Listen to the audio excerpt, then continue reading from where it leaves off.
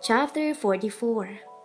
Pagkatapos ng first dance ni Samantha at Christian, sumunod ang father and daughter dance. Lumapit na ang daddy ni Dylan at sinimula ng isayaw si Samantha. "Excuse me, I need to answer this." Paalam ni Dylan nang makitang may tumatawag sa cellphone nito. Mabilis itong lumabas ng dining area dahil hindi nito marinig ang kausap dulot ng malakas na tunog na nagmumula sa speaker. Sumilay ang lungkot sa kanyang muka habang pinagmamasdan niya si Samantha na sinasayaw ng ama. Napatingin siya sa engagement ring na nasa kanyang daliri. Malapit na rin siyang ikasal ngunit habang mangyari na maisayaw siya ng ama sa araw ng kanyang kasal. Baka nga wala pang maghatid sa kanya sa altar. "Are you okay, Cathy? Bakit ang lungkot mo?" Napansin siya ng mami ni Dylan. "Okay lang po ako, mami." Magalang niyang sagot. Tumunog ang kanyang cellphone at nag-message si Trixie. "Punta ka na muna dito sa table namin." Nilingon niya ang table kung saan nakaupo si Trixie. Kasama nito si Beans at Leia. Kumaway ito sa kanya kaya mapipilitan siyang magpaalam para lumapit sa kabilang table. Nataon naman na tapos nang isayaw ng daddy ni Dylan si Samantha at pabalik na to sa kanilang table. Kaya naglakas loob na siyang magsalita. Mami, puntahan ko po muna si Trixie." Paalam niya sa mami ni Dylan. "Sige, Cathy." Pagpayag nito. Tumayo siya at lumapit kina Trixie at umupo sa may bakanting silyang naroon. "Congratulations, Cathy, soon to be Mrs. Monteverde." Wika ni Leia nang ganap siyang makaupo sa tabi nito. Mabuti pa tong si Cathy umuusad ang kabanata ng buhay. "How about you, Leia? Kailan ka magkakaanak?" Ani ni Beans. "Shut up, Beans. Matagal mo nang alam na bulok ang matres ko, nagtatanong ka pa?" Singhal ni Leia kay Beans. Nakita niyang yumuko si Trixie. Marahil alam na nito na siya ang susunod na pagbabalingan ni Beans.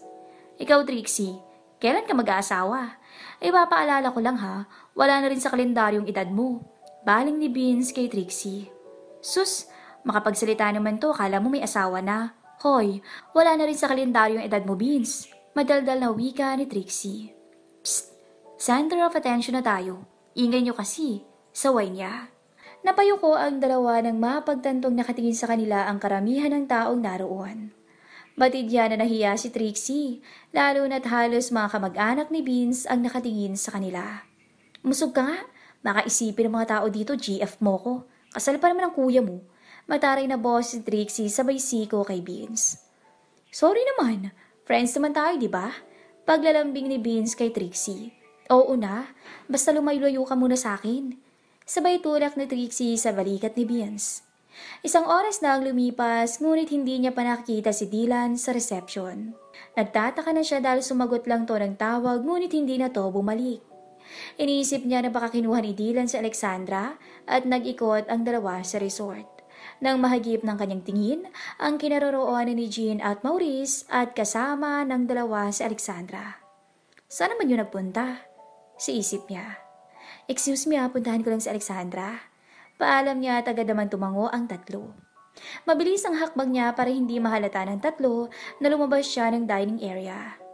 "Nakita mo ba si Dylan?" Tanong niya sa isang hotel staff nang makalabas ng hotel. "Ma'am, nagmamadaling umalis si Sir kanina eh. Lulan po ng chopper niya." Sagot nito sa kanya at nagpaalam na tong umalis. "Gaano ba ka-importante ang pinuntahan mo, Dylan, na nagawa mong umalis sa kasal ni Samantha na wala man lang paalam?" Naiinis siyang sambit. Sinubukan niyang tawagan si Dylan ngunit naka-off ang cellphone nito na lalong ikinainis niya. Pumasok siya ng elevator para umakyat sa presidential suite. Nang makapasok siya ay umupo siya sa kama. Sinubukan niyang i-dial ulit ang phone number ni Dylan, ngunit hindi niya pa rin to makontak. Natayo siya sa kama nang makarinig ng mga katok sa pintuan. "Ate, inihatid ko lang si Alexandra. Magbibihis na raw." Bungad ni Jean nang buksan niya ang pintuan. Sige, salamat Jean." Anya. Pagtalikod ni Jean, agad niyang sinara ang pinto. Nilinis niya ang katawan ng anak at binihisan.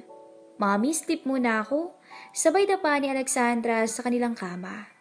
Sinusuklay niya ng kamay ang buhok ni Alexandra para madali itong makatulog. Minasahin niya pa ng mahina ang paa ng anak niya dahil mataas ang takong ng sandal itong ginamit kanina. Marahil pagod ang dahilan kung ba't tulog to ngayon. Nang mahimbing na ang tulog ng anak ay tumayo siya tinungo ang vanity. Tinanggal niya ang kanyang makeup at tinungo ang bathroom para maglinis ng katawan. Simpleng plain white off-shoulder maxi dress ang kanyang isinuot. Katerno ng suot na damit ni Alexandra. Sumapit ang dapit hapon, ngunit wala pa rin si Isla si Dylan. Mangilan-ngilan na lang ang tao sa hotel. Halos lahat ay nasa beachfront na at masayang pinagmamasdan ang paglubog ng araw. "Where's Daddy, Mommy?" tanong ni Alexandra habang naglalakad silang mag-ina patungo sa beachfront. "May pinuntahan lang, baby. Babalik naman si Daddy mamaya," sagot niya. Nasa beachfront na silang mag-ina at naglalakad ng nakapaa sa puting buhangin. "Alexandra!" narinig niyang tawag ni Crisanta. Nagpaalam si Alexandra sa kanya kaya naiwan siyang mag-isang naglalakad. "Taktika, Dylan, asan ka na ba? Kinakabahan na ako sa isip niya. Nakarinig siya ng tunog ng helicopter. Naglakad siya para salubungin si Dylan, ngunit napansin niyang hindi niya suot ang engagement ring niya at naiwan niya yun sa banyo. Patakbo siyang bumalik sa presidential suite habang hindi pa nakakalapag sa helipad ng resort ang private chopper ni Dylan. "I'm sorry, baby." Mahinang boses si Dylan paglabas niya ng bathroom. "Anong nangyari? Bakit ka may dugo?" Kinakabahang tanong niya. Hinawakan ni Dylan ang kamay niya. "I'm sorry. I did everything to save them both but it's too late." "Hindi kita maintindihan." Naguguluhan siya sa mga sinasabi ni Dylan. "Wala na si Tita Miranda at Tito Aris mo. Pinaulan na ng balang sasakyan nilang mag-asawa. Dead on arrival ang Tita Miranda mo. Ang Tito Aris mo naman, nakausap ko pa habang nag-aagaw buhay." Paliwanag nito. Nangilit ang luha sa kanyang pisngi. Walang lumabas sa salita mula sa kanyang bibig. "Sinabi sa akin lahat ng Tito Aris mo. Sana napatahod mo na siya sa ginawa niya sa'yo." Dagdag nito. Naupo siya sa sahig. Hindi niya maintindihan ang nararamdaman niya ngayon. Alam na ni Dylan ang tungkol sa ginawa ng kanyang Tito Aris na pilit niyang itinago at ibinaon sa limot ng maraming taon. Magkahalong sakit, awa at hiya ang nararamdaman niya ngayon. Lumapit sa kanya si Dylan at inalalayan siya paupo sa kama.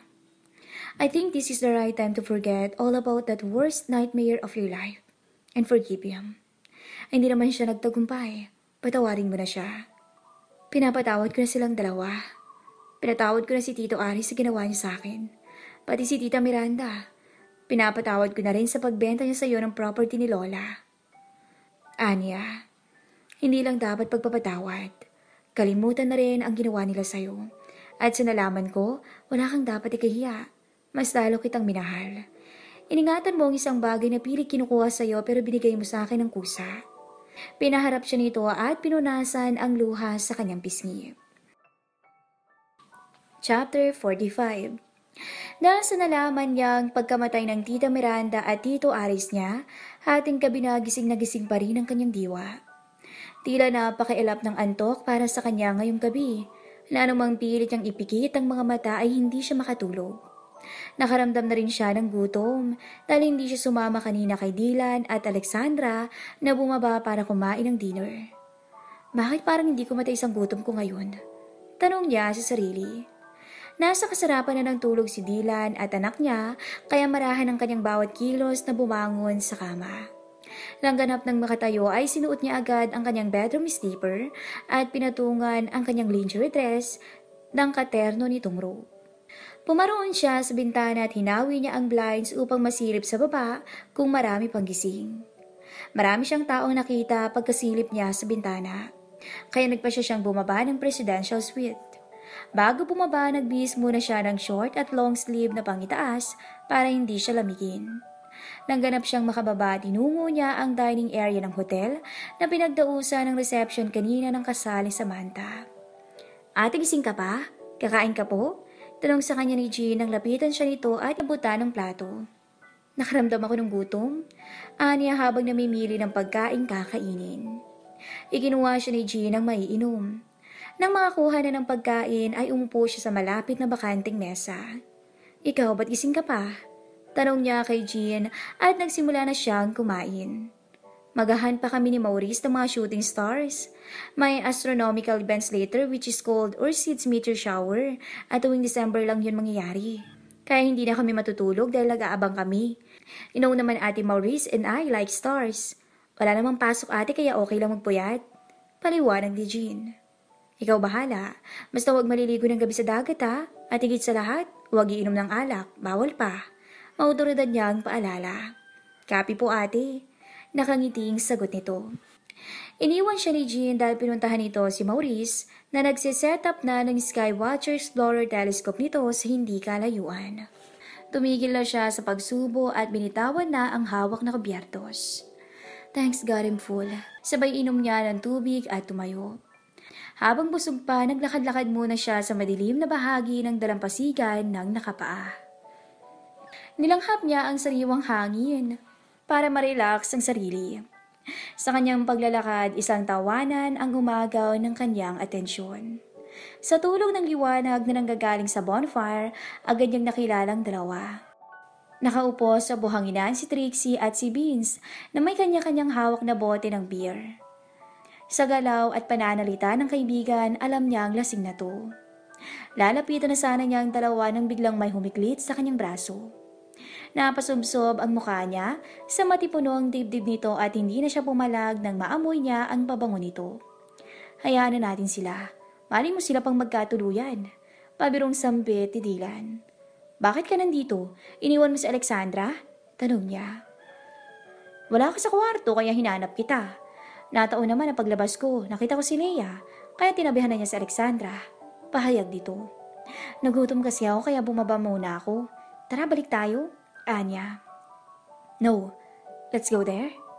Itinuro ni Dylan ang kakatapos lang ipatayo na overwater bilya katabi ng mga under construction na overwater bungalows. Ano naman gagawin natin doon? Nakataas ang kilay niya habang nagtatanong. Sa pagkakaalam niya, 5 days pa lang natapos ang construction ng bilya at narinig niya kahapon sa mismong bibig ni Dylan na bawal pang makita ang loob dahil hindi pa tapos. Nang magpaalam si Maurice na pumunta roon. Mauna na tayong mag-honeymoon sa bagong kasal. Bulong nito sa kanya. Ang bastos mo, singhal niya rito. Natahimik si Dylan sa kanyang harapan. Nakaramdam siya ng hiya sa kanyang inasta. Kinagat niya ang pangibabang labi niya at napayuko. Tahimik siyang sumabay sa paglalakad ni Dylan. Naisip niya na baka na-offend si Dylan sa sinabi niya. Napapitlag siya nang hawakan bigla ni Dylan ang kanyang kamay. Bawasan ang inom ng kape ha? Pabirong salita nito na kinatawan niya ng mahina. Dinaanan nila ang kanyang tsinelas na iniwan niya sa ilalim ng puno ng palm tree at tinungo nilang dalawa ang electric club car na nakapark. Hintayin mo ako dito, may kukunin lang ako sa loob. Paalam nito. Habang naghihintay kay Dylan, naghanap muna siya ng gripong mapaghuhugasan upang matanggal ang buhangin na kumapit sa kanyang paa. Sakay ng club car, tinungo nilang dalawa ang bilya. Madilim at hindi pa umiilaw ang mga post lights sa daan. Tanging ang ilaw lang ng club car ang nagsisilbing liwanag para makita ang kanilang dinadaanan. Mag-ghost hunting ba kami? Natawa siya ng mahina sa naisip. Baby, I just want you to know na ipapakremate ko na bukas ang katawan ng Tita Miranda at Tito Aris mo. Gusto ko silang bigyan ng maayos na libing. But I just want to say sorry too. Hindi tayo makakabalik ng Maynila para makita mo ang paglibing sa kanila dahil gagamitin nila Ate Samantha ang private chopper ko para sa honeymoon nila. Basag ni Dylan sa katahimikan. Sa sobrang saya sa narinig mula kay Dylan, napulupot niya ang mga braso sa bewang nito. Napakabait mo, sobra. Thank you so much for everything. I'm so lucky to have you. You're welcome, baby. By the way, we're here. Wika nito. Napakross arm siya nang bumaba sa club car. Nanindig ang balahibo niya. Ewan niya kung sa lamig lang o sa takot, lalo na nung in-off ni Dylan ang ilaw ng club car. Nanginginig ka, don't be scared. Uwi ka rito paglapit sa kanya at binuksan ang flashlight ng kanyang cellphone. Inalalayan siya ni Dylan habang papasok. Pumasok sila sa main door ng bilya at may binuksan pa si Dylan ng pangalawang pinto. Let's enjoy here. Minsan lang kitang masosolo. Wika nito at binuksan na ang ilaw. Wow! Tanging nasambit niya nang tumambad sa harap niya ang loob ng pinasukan nila. Sa buong buhay niya ngayon lang siya nakakita ng ganito. Full glass wall ang bilya na may overlooking view ng dagat. Sa gitna may glass floor indoor pool na may malapad na movie theater screen. May kalaliman na ang tubig sa bahaging yun ng bilya, pero dahil sa LED lights na nakapalibot sa pool at crystal clear na tubig ng dagat sa Isla Monteverde ay kitang-kita ang seabed na nagpadagdag sa luxurious ambience ng bilya. Do you like it? Tanong ni Dylan sa kanya. She nodded her head. Hindi ba sabi mo hindi pa tapos tong bilya na to? I lied. I reserve this place for us. For privacy purposes. As I said, minsan lang kita masolo kaya dapat yung wala talagang makakadistorbo sa atin. Wika nito. What do you mean? We make love here? Prangkang tanong niya. Tumawa si Dylan ng malakas. Hindi naman sa lahat ng oras na gusto kitang masolo, magsisex tayo. Magpakasal muna tayo at magpapakasawa na lang tayo sa honeymoon. Bakit antayin pa natin na matapos ang kasal bago mag-sex ulit? Nabuo na nga natin sa Alexandra na hindi pa tayo nakasal eh. Pahayag niya. Gusto mo talagang malaman ha? Well, I want to fuck you hard after a wedding. Sa oras na yun, no worries na ako na kahit anong gawin ko sa'yo, makakaya mo dahil totally recovered na ang pelvic area mo. Nakangising wika nito. Nawala ang kanyang mukha sa narinig. Pinilit niyang salubungin ang mga titig ni Dylan para hindi mahalata. Do you want to swim naked or you wear bikini? Natanong sa kanya ni Dylan na hindi na niya naitago ang pamumula ng kanyang pisngi. You're blushing baby, puna nito. Nagubad na to ng damit sa kanyang harapan at puting brief na lang ang natitirang suot. Hindi niya alam kung bakit nakakaramdam pa siya ng hiya kay Dylan minsan. Na kung tutusin, wala na siyang dapat ikahiya dahil wala na siyang maitatago rito. Napalakas ang kabog ng kanyang dibdib. Nang lumapit ito sa kanya at iyakap siya. I want to see you swim nakedly. Bulong pa nito. Ikaw na lang maligo? Nilalamig kasi ako. That's heated pool. Putol pa nito sa kanyang sasabihin. Shit. Napamura na lang siya ng mahina. Alam niyang wala na siyang takas, ngunit nag-iisip pa siya ng mga alibay. Baka kasi may makakita sa atin, nakakahiya. Full glass pa naman ang walls dito at napakaliwanag ng ilaw. Ngumisi si Dylan. All the glass here is covered with layers of blackout ceramic tint. Everything is visible on the outside, but nothing is seen from the inside. Even lights. Napatigalgal siya sa sinabi ni Dylan. Alam niyang wala na siyang kawala. Magbibikini na lang ako? Pakiusap niya. Okay, magbihis ka na doon sa changing room. May mga swimmer ka doon. Wika nito sabay turo sa pintuan. Tumalima naman siya at tinungo ang changing room. Nang makapasok sa changing room, ay may nakita siyang maliit na cabinet. Binuksan niya yon at nakita ang maraming pares ng swimwear. Pinili niya ang red bikini at pagkatapos tinungo niya ang shower area para maglinis muna ng katawan bago isuot ang bikini. Nang makalabas sa changing room ay nadatnan niya si Dylan sa pool edge at may hawak na remote control. May champagne na rin at 2 flute glasses sa tabi nito. Come here sexy. Tawag nito nang makita siya. Lumapit siya at umupo siya sa may pool edge at inilubog niya ang kanyang paa sa tubig. Do you want to watch porn movies? Dylan tis. Tinignan niya ito ng masama. Let's watch 50 Shades of Grey. Mas mabuti nang mapanood mo. Mali mo magawa ko rin yan sa'yo sa honeymoon natin. Nakangising saan nito sa kanya sabay abot nito ng champagne glass. Hindi niya kinuha ang inabot nito ang champagne glass. Tinignan niya lang to sa mata. I'm just kidding. Bawi nito. Cheers! Sabay nilang sabi at sinaid ang laman ng champagne glass. Maya-maya pa sabay silang dalawa na tumalon sa pool. Oh my God, ang lalim! Napayakap siya kay Dylan. Marunong ka namang lumangoy. Gusto mo lang talaga akong yakapin eh. Hindi na ni Dylan natapos ang sasabihin dahil kinagat niya ang pang-ibabang labi nito. Tinugon naman yon ni Dylan sa mas agresibong paraan na halos ikasugat na ng kanyang mga labi. I love you. Habol hininga niyang sambit. I love you more. Sagot sa kanya ni Dylan at inihiga siya nito sa floating waterbed. Bukas pag-usapan na natin ang tungkol sa kasal natin next month. Next month? Di ba sukob yun sa kasal ni Ate Samantha? Napabangon siya bigla. December ngayon. Next month, ibang year na. Hindi na yung sukob. Seryosong wika ni Dylan. Sorry. Oo nga pala. Hinging paumanhin niya. I forgive you, my queen, Dylan said. Thank you for treating me as your queen, my king, she replied. Napuno ng tawa nilang dalawa ang silid na yon ng bilya. Umupo silang dalawa sa poolside at inulit na lang nila sa simula ang movie na pinanood nila dahil wala silang naintindihan. Woman in Mr. Monteverde's Dream, Chapter 46. Maaga silang nagising para bumalik sa hotel. Habang sakay ng club car, napamangha siya habang nakikita ang mga under construction ng mga overwater bungalows. Sa tingin niya, malambal-bides na ang kalalabasan ng Isla Monteverde kapag natapos na ang lahat ng ipinapagawa. Nadaanan nilang dalawa si Leia at Vince na nagkakape sa pool area ng resort. Kumaway naman ang dalawa nang makita silang paparating. Bumaba silang dalawa sa club car at nilapitan ang dalawa. Good morning! Sabay na bati nilang dalawa ni Dylan nang makalapit. Good talaga ang morning nilang dalawa. Mapang-asar na boses ni Leia. Binaliwala nilang dalawa ang sinabi ni Leia at umasta silang parang walang narinig. Where's my daughter Reyes? Tanong ni Dylan kay Leia. Tulog pa, tinabihan ni Maurice at ni Jean. Sagot ni Leia. Pagkarinig, nagpaalam na si Dylan at siya naman ay nagpaiwan muna sa pool area kasama si Vince at Leia. Kaya mag-isa na lang si Dylan na tinungo ang hotel. Saan kayo galing? Mausisang tanong ni Leia. Sinamahan ko si Dylan dun sa bilya. Pinakita niya lang sa akin ang loob.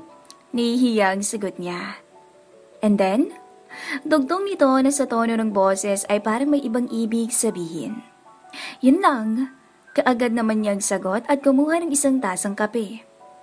Bakit pa kasi hindi ka nalang umamin? Nasumaglit kayo ng mga nakaw ni Sandali. Kaibigan, /kumpare at kumari mo lang ang kaharap mo. Magsisinungaling ka ba? Sinabi ni Leia na pasimpleng ikinatawa ni Vince. Nahiya siya sa naging tura ni Leia at naging reaksyon ni Vince.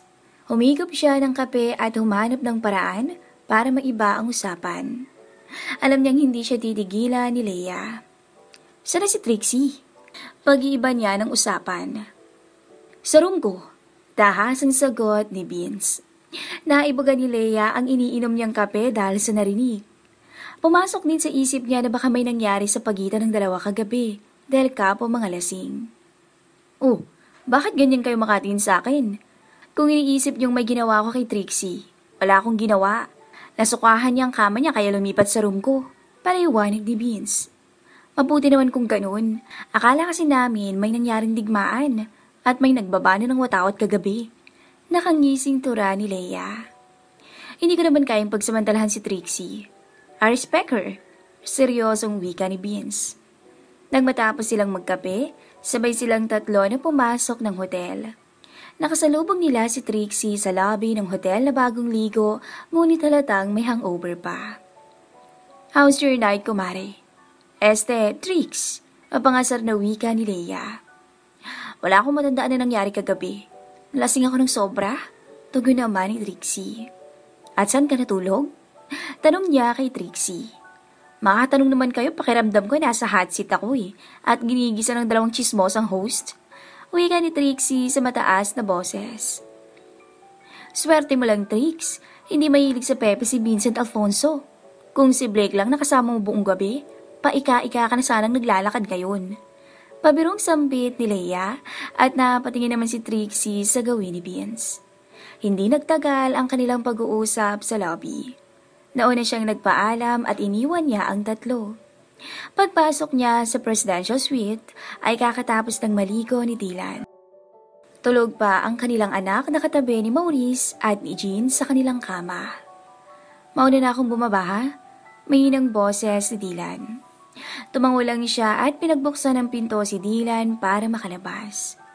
Humalik muna si Dylan sa pisngi niya bago siya iwanan. Dahan-dahan ang kanyang pagkilos para hindi magising ang tatlong natutulog. Inihanda na niya ang kanyang damit pambihis at tinungo na ang banyo. Mommy! Sigaw ni Alexandra pagkalabas niya ng banyo at tumakbo sa kanya. Shh! Magigising si tita at si ate. Bulong niya sa anak. Sorry, Paumanihin ni Alexandra sa pabulong na boses. Habang tinuyo niya ang kanyang buhok gamit ang tuwalya, kinuha na ni Alexandra ang bathrobe nito at pumasok na sa banyo. Sanay ang anak niya na pagkagising ay maliligo kaagad. Sinundan niya to dahil nailagay niya sa matataas na parte ng bathroom shelves ang mga bath toiletries ni Alexandra at para tulungan na rin to sa pagligo. "Mommy, just give me my toiletries. Ako na magpapaligo sa sarili ko," wika ni Alexandra. "Okay, just be careful ha. Baka madulas ka. I'll wait for you outside." Biri niya sa anak at lumabas na ng shower room. Hinintay niya si Alexandra na matapos maligo. Naririnig niya tong kumakanta habang nakikita niya sa glass wall ng shower room na kinukuskus nito ng bath sponge ang katawan. "Ano ba yan, Alexandra? Pati hidden talent ng daddy mo naman mo rin. Pagkababae ko lang talaga nakuha mo sa akin." Napailing na sambit niya mag-isa.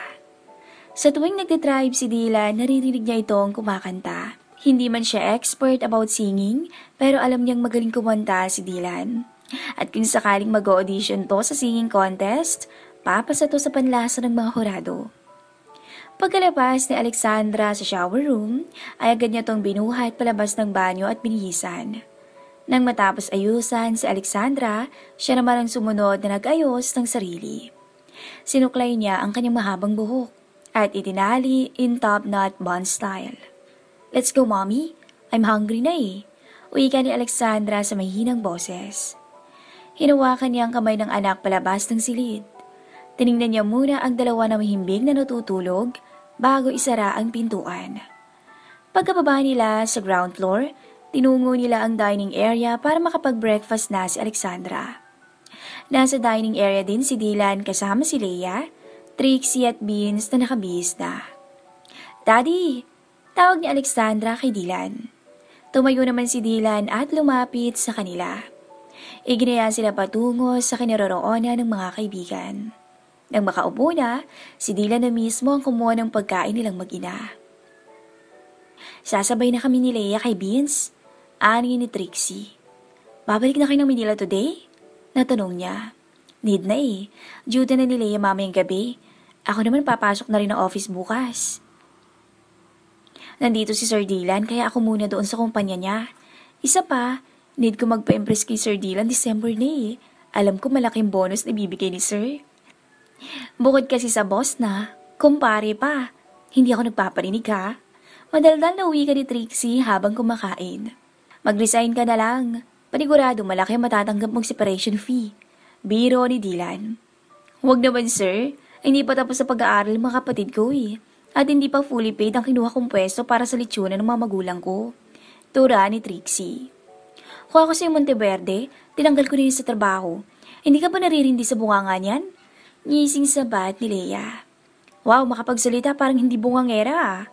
Natatawang saad ni Dylan na ikinatawa ng malakas ni Beans. "Hindi naman yung bungangera, dude. Matabil lang ang dila." Natatawang wika pa ni Beans. "Shut up!" Piko na wika ni Leia. Natahimik na lang lahat dahil halata na sa mukha ni Leia na napipikon to. Pagdaong ng yati sa port, anong sasakyan niyo sa Maynila?" Tanong niya. "Iniwan sa akin ni Kuya Christian ang susi ng sasakyan niya na nakapark sa port." Sagot ni Beans. Okay. Tipid niyang tugon. Pagpatak ng 9:00 ng umaga, nakatayo silang dalawa habang pinagmamasdan ang pag-akyat sa yate ng mga kamag-anak ng Monteverde, Alfonso, pati na rin ang mga guests na dumalo sa kasal kahapon. "Kita-kits ulit tayo sa kasal niyo. Excited na kami para sa kasal niyo next month." Yan ang mga naririnig niya mula sa mga mag-anak ni Dylan. Ngumingiti lang siya at tumutugon sa mga halik at yakap ng mga pinsan ni Dylan. Nagpahuling umakyat sa yate si Beans. Nagpaalam na at humalik sa pisngi niya si Trixie at Leia nang dumaan sa kanilang kinatatayuan. "Ingat kayo sa biyahe," aniya. "Dude, ingatan mong dalawa. Just use earphones and listen to music na lang kapag feeling mo sasabog ng eardrums mo sa ingay ng dalawa." Birong tura ni Dylan. "Tadyakan ko na lang palabas ng sasakyan para manahimik na ng tuluyan, dude." Natatawang wika ni Beans. Miss Antibanyes, ikaw na munang bahala. Alam mo na lahat ng gagawin kapag nagkaproblema. See you there after 2 days. Bili ni Dylan kay Trixie. No problem, kumpare. Sir pala.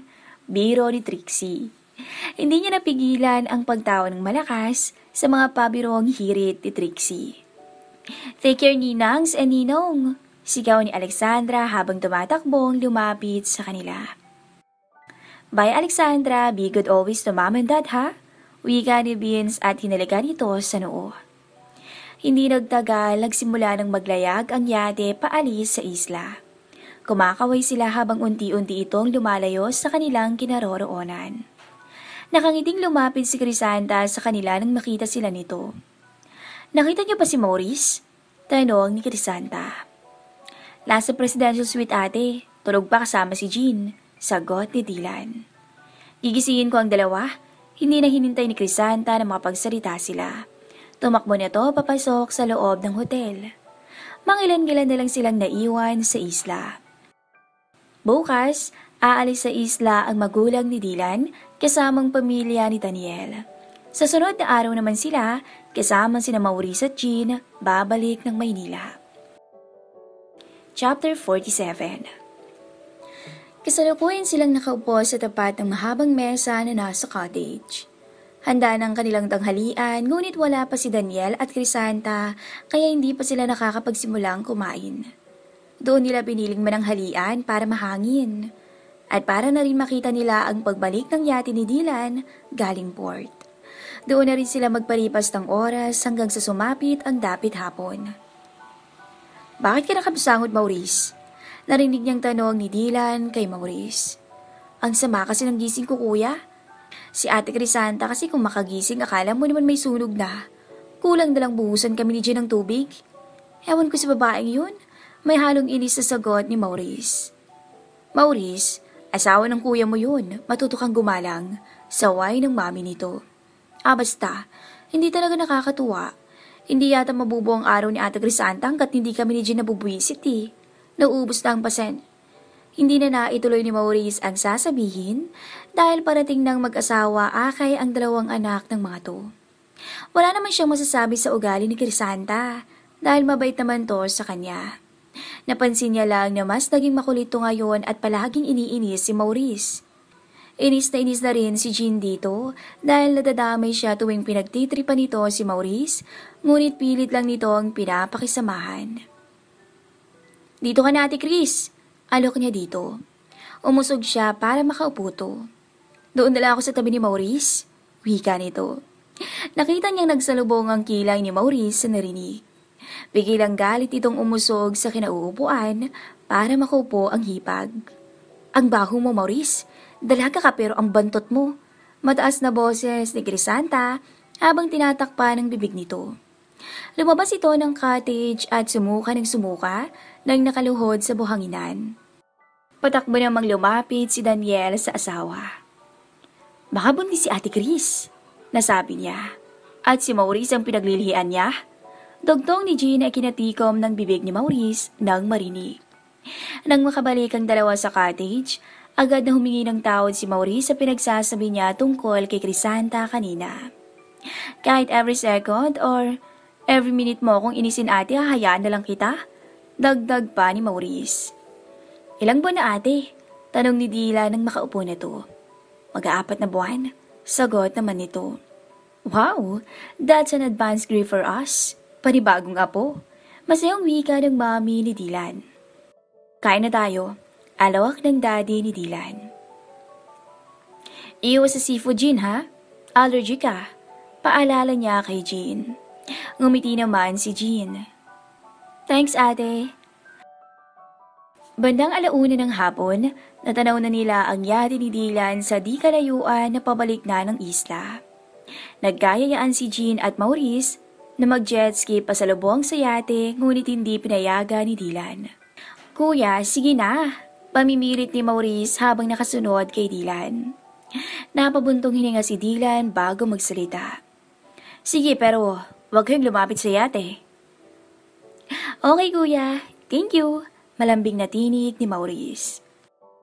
Nakita niyang nagkabit ng duyan si Dylan sa pagitan ng dalawang puno ng palm trees.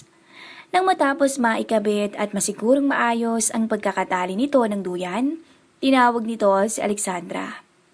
Binuhat ni Dylan at pinadapa sa dibdib nito si Alexandra at kinantahan hanggang sa makatulog. Maagang umalis sa isla ang mami at daddy ni Dylan kasama sina Daniel at pamilya nito. Christmas party ngayon ng mga empleyado sa Monteverde Shipping Lines na pagmamayari ng magulang ni Dylan kaya nagmamadali silang bumalik sa Maynila para makadalo. Nakatayo siya sa balcony ng presidential suite. Sinama ni Maurice at Jean si Alexandra na maligo sa pool. Bigla niyang naalala ang birthday ni Jean. Araw ng Pasko ang kaarawan nito. First birthday ito ni Jean na kasama sila at first Christmas day na buo silang magpamilya. Malapit nang mag-15 years old ang kapatid mo, Angelique. Sana kung saan ka man ngayon, masaya ka para sa kapatid mo. Napakasipag mag-aral, anya sa mababang boses. Nagulat siya nang may humawak sa kanyang bewang. Let me hug you tight. Niyakap siya ni Dylan mula sa kanyang likuran. Humarap siya dito. Parang kailan lang kita nabangga sa dining area ng hotel na to. Ngayon may anak na at engaged na ako sa'yo. Nakangiting wika niya. Dylan smiled while staring at her. Ilang weeks na lang, Mrs. Monteverde ka na. Dito sa isla una tayong nagkita. Dito ka rin nag-propose. Dito rin tayo Nope. Sa simbahan tayo kakasal. Gusto kong sa altar kita iharap. Putol nito sa kanyang sasabihin. She hugged Dylan tightly. I love you. I will never get tired saying this to you at sana hindi ka magsawang pakinggan. No words can express how happy I am now. Thank you for loving me and for the happiness you bring into my life, she said. I will never get tired of loving you too. Dylan sealed her lips with a kiss. Nang maghiwalay ang kanilang mga labi, pumasok na sila sa loob. Nagbihis na si Dylan para sa video conference nito na magsisimula na anumang oras. Bumalik na lamang siya sa balcony at kinumusta ang kanyang mga empleyado via video call. Mag-aapat na ang branch ng Alexandra Cakes and Muffins, 2 sa Laguna at magdadalawa na rin sa Maynila. Matapos makumusta ang kanyang mga empleyado, ay tinignan niya ang sales report ng bawat branch. So far, so good. Pataas ang sales. Sa isip niya habang nire-review ang kanilang weekly sales report. Biglang tumunog ang kanyang laptop at pangalan ni Trixie ang lumabas. How are you there? Tanong niya. Halatang nasa office to ngunit maraming nag-uumpukan sa mesa at nakatingin sa kanya sa screen ng computer ni Trixie. Ang iba kilala niya pa sa muka dahil ito ang mga kasabay niya dati sa bus noong sumama siya kay Trixie ng summer outing ng mga empleyado ni Dylan. Hi ma'am! Ikaw palang nakatuluyan ni sir? Uwi ka ng may edad na babae. Ma'am, long time no see. Gusto ko lang magpasalamat sa'yo dahil anak ko yung niligtas mo nung nalunod ng summer outing. Singit naman ang katabi ni Trixie. Walang anuman po. Nakangiting tugon niya. Natatawa siya habang nakikipag-usap sa mga mababait na empleyado ni Dylan. What the hell is going on there? Sita sa kanila ni Dylan na bigla lang sumulpot sa kanyang likuran. Biglang nagsialisan ang mga empleyado nito sa tabi ni Trixie at ito na lang ang naiwan na nakikita sa screen. Bye Cathy, back to work na kami. Natatarantang boses ni Trixie at inend ang video call. Isinara niya ang kanyang laptop. Bakit mo naman sinita? Baling niya kay Dylan. Hindi ko naman sinita. Nagtanong lang naman ako. Depensa nito. Takot palang mga empleyado mo sa'yo? Wika niya rito. I don't know. Why would they afraid of me? Hindi naman ako pumapatay ng tao. Meron pala. Ikaw ang napatay ko. Napatay ko si Sarap? Natatawag sabi ni Dylan. Bahala ka dyan. Puntahan ko lang si Alexandra para mapaliguan at mabihisan ko na. Tumayo na siya at kinuha ang tuwalya ni Alexandra. Nakita niyang naka-cross arms at natatawa pa rin si Dylan. Nakatingin to sa kanya habang palabas siya ng presidential suite. Chapter 48. Lumipas ang 2 linggo buhat nang makabalik sila sa Maynila galing Isla Monteverde. Naging masyadong maabala ang mga nagdaang araw nilang dalawa ni Dylan. Sunod-sunod ang kanilang mga lakad para asikasuhin ang kasal at negosyo. Pero sa kabila ng lahat, nabigyan pa rin ng maayos at bonggang birthday party si Jean kasabay ng Pasko. Kahapon, nagkausap sila ng wedding planner na siyang mag-aasikaso ng kanilang kasal. Ngayon naman, kagagaling lang niya sa 2 branch ng kanyang negosyo. Pagod siya ngayon, ngunit hindi niya matanggihan ang pag-aaya ni Dylan na pumunta sila ngayong gabi sa nightclub ni Ivan. Umakyat siya ng hagdan para pumasok sa master's bedroom. Shit, tinatawag ng kamang pagod kong katawan. Pabagsak siyang humiga sa kama. Nag-iisip siya na si Dylan na lang ang papupuntahin niya. Ngunit pumapasok din sa isip niya na baka anong isipin ni Ivan dahil hindi siya sumama. Bahala na, sasama na lang ako. Mahirap na nightclub yun, baka mamaya maakit si Dylan ng mga babae dun.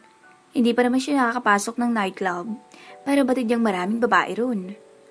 Hinatid ni Dylan si Maurice na nagbisita kay Jean at pabalik pa lang ito galing ng Casa Monteverde. Kaya habang wala pa si Dylan, bumangon na siya. Tinungo niya ang banyo para makapaglinis ng katawan at makapagpihis. Red sequins crisscross backshort dress na binigay ni Samantha ang kanyang piniling isuot at tineruhan niya to ng red stiletto. Itinali niya ang kanyang buhok para makita ang ganda ng kanyang damit sa likod. Nag-lipstick din siya ng hot red shade para mas lalong tumingkad ang kulay ng labi niya sa gabi. Red is the color of an apple, and tonight, I'll be the apple of your eye, Mr. Dylan Alexander Monteverde. Sambit niya habang nakatitig sa refleksyon sa salamin. Masyadong revealing ang suot niya ngayon. Kita ang kanyang cleavage at bakat na bakat ang kanyang malulusog na puwet. Nagsusuot naman siya ng bikini ngunit sa Isla Monteverde lang. Dito sa Maynila, hindi pa siya nakita ni Dylan na nagsuot ng ganyang damit at lumabas ng bahay. Kinuha na niya ang kanyang clutch bag para bumaba na at doon na lang hintayin si Dylan sa sala. Ilang sandali pa may sasakyan na tumigil sa labas. Iba ang tunog nito at sigurado siyang hindi iyon ang sasakyan ni Dylan. Magkasama na raw si Dylan at si Ivan ngayon, kaya pinasundukan na lang ni Dylan sa driver ni Ivan, ani ni Manang Rosa.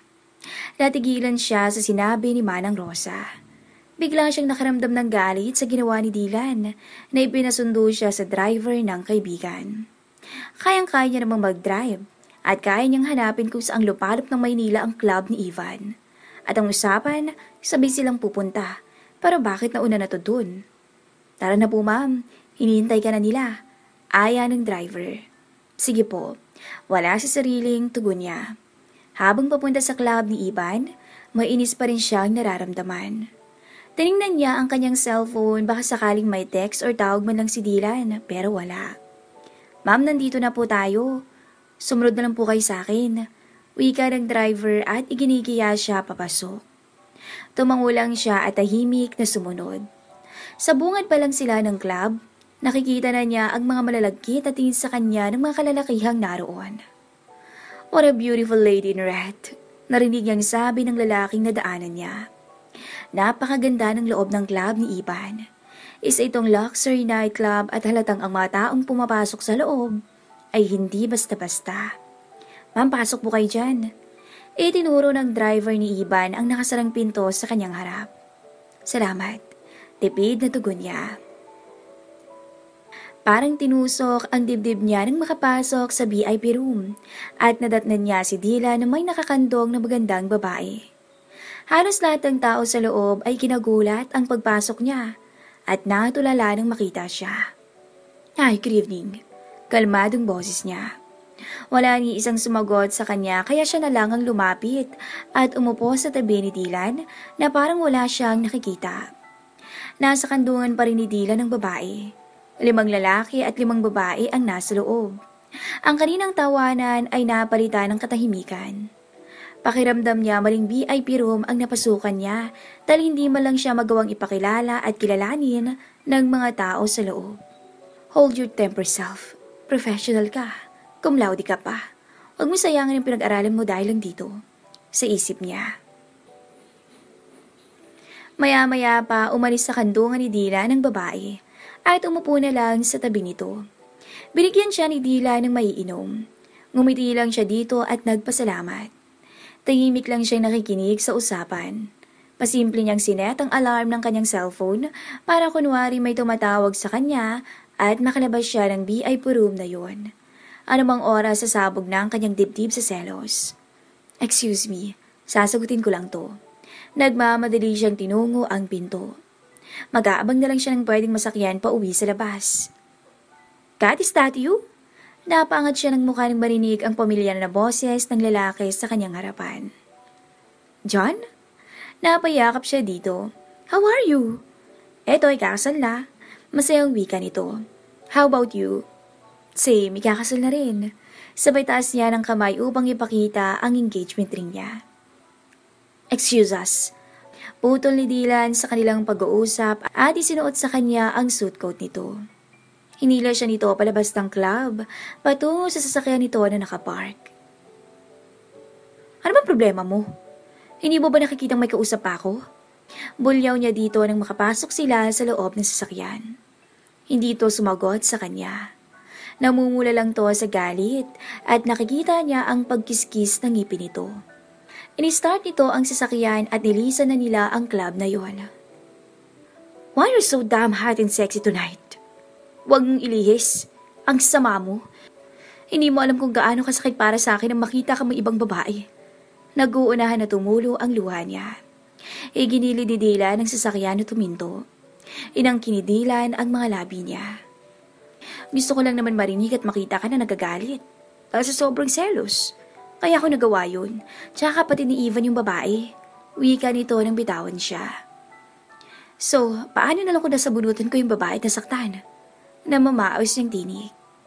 Alam ko naman na hindi mo magagawa yun. Pero sinong lalaki na yun? Mahusisang tanong nito. Kaibigan ko lang yun. Kaklase ko dati. Malumanay na sagot niya. Narinig niyang napabuntong hininga si Dylan. Ikinabig nito sa daan ng sasakyan para makauwi na sila. Nanatili naman siyang tahimik sa loob. Masakit pa rin sa puso niya kahit sabihin pa ni Dylan na biro lang ang lahat. Unang beses na nakita niya si Dylan na may kasamang babae at nakakandong pa talaga. Wala pa rin siyang imiyak nang makauwi sa bahay. Nakahiga na sila ngayon ni Dylan, ngunit hindi niya pa rin to pinapansin. Pumasok na naman sa isip niya ang nakita niya kanina, kaya nanghilid na naman ang kanyang mga luha. Are you crying? Tanong nito sa kanya. Marahil narinig nito ang mga hikbing pilit niyang pinipigilan na mawala. Napayakap siya dito at sumubsob siya sa dibdib nito. I'm crying because I love you very much. I'm afraid that someone is going to make you happier than I do. I'm sorry. That will never happen again. Hindi naman kita magpapalit dahil alam kong wala na akong makikitang kagaya mo. Now you sleep soundly and let go your worries and fears, baby. Pinunasan nito ng daliri ang kanyang mga luha. Pumikit siya habang nakasubsob ang mukha sa dibdib ni Dylan. At dahil sa pagod at iyak niya, mabilis siyang nakatulog. Chapter 49. Saka sa Monteverde sila nagdiwang ng bagong taon at pauwi pa lang sila kasama ni Jean at Manang Rosa, lula ng sasakyan ni Dylan. Hindi nila kasama si Alexandra dahil nagpaiwan ito kay Maurice sa mansyon. Pumayag naman siyang iwan muna ang anak doon dahil bukas magpapalinis siya ng ngipin at hindi nito madistorbo si Jean dahil nagre-review to para sa exam pagbalik ng klase. Habang binabagtas nila ang daan pauwi, kumakanta si Dylan ng Marry Your Daughter, Ian McKnight. Kantang nagpalungkot sa kanya dahil 5 araw na lang nakatakdang araw na ng kanilang kasal. Ilang gabi na siyang walang tulog dahil nais niyang hilingin kay Dylan na sana nandyan ang lahat ng kanyang kamag-anak sa araw ng kanyang kasal, ngunit hindi niya magawa.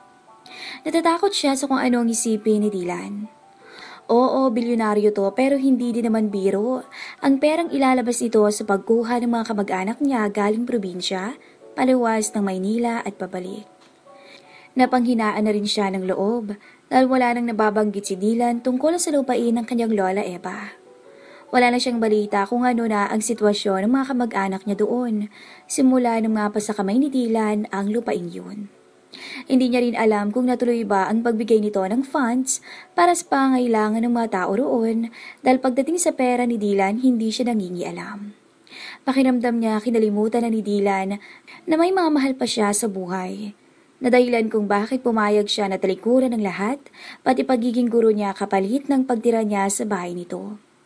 Para sa kanya, nakalimutan na ni Dylan kung saan nagsimula ang lahat. Sa bagay, para sa kanya sa panaginip niya nagsimula ang lahat. Hindi ko naman siya masisisi. Sa isip niya. Tumunog ang cellphone ni Dylan. Kumunot ang noo niya nang ipark nito ang sasakyan sa gilid ng daan at lumabas pa ng sasakyan, bit-bit ang cellphone nito. A confidential call.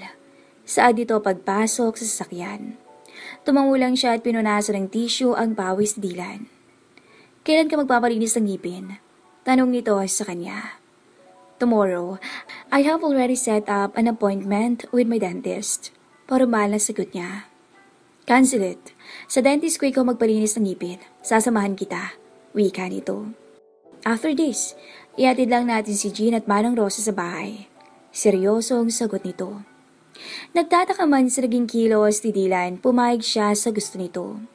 Ika-cancel niya lang naman ang appointment niya at magpapalinis ng ngipin sa dentist ni Dylan. Wala namang problema yon sa kanya. Iho, dito mo na lang kami sa gate ibaba. Ani ni Manang Rosa. Sige Manang, huwag na po kayong magluto. Sa labas na kami ni Cathy kakain. Magpapadeliver na lang ako para sa inyo. Bili ni Dylan. Sige Iho, togon ni Manang Rosa. Ate, kuya, ingat kayo ha. Wika naman ni Jean nang makababa ng sasakyan. Walang imik siya sa loob na nakaupo habang nakatuon ang tingin sa windshield ng sasakyan. Nag-iisip siya ng paraan na sana kahit 5 kamag-anak niya na lang ang makadalo sa kanyang kasal. Hindi baling siya na lang ang gumastos, makapunta lang sa kasal niya. Ang problema, hindi niya rin alam kung paano to tawagan. Hindi niya rin alam kung maayos ng network signal doon sa kanilang lugar. May problema ka ba? Kanina ka patahimik dyan. Puna ni Dylan. Tiningnan niya si Dylan. Sa tingin niya ito na ang tamang oras para sabihin dito ang gumugulo sa kanyang isipan. Alam niyang isang tawag ni Dylan sa cellphone nito, tapos na ang kanyang problema. About our wedding, gusto ko sanang... Don't worry about it. Maayos ang lahat. Putol nito. Parang gusto niya nang maiyak sa sinabi nito. Maayos na ang lahat para kay Dylan pero para sa kanya, hindi pa dahil may kulang sa parte niya.